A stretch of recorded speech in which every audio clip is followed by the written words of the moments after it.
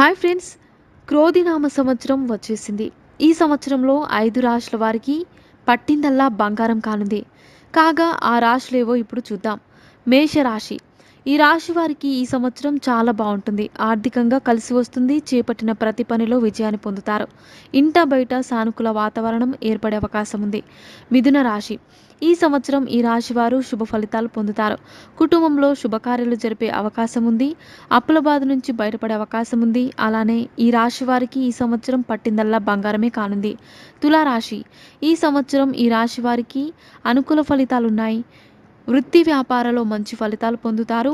నిరుద్యోగులు ఉద్యోగం సాధించే అవకాశం ఉంది. ఆర్థికంగా కలిసి వస్తుంది. ఆకస్మిక ధనలాభం కలుగుతుంది.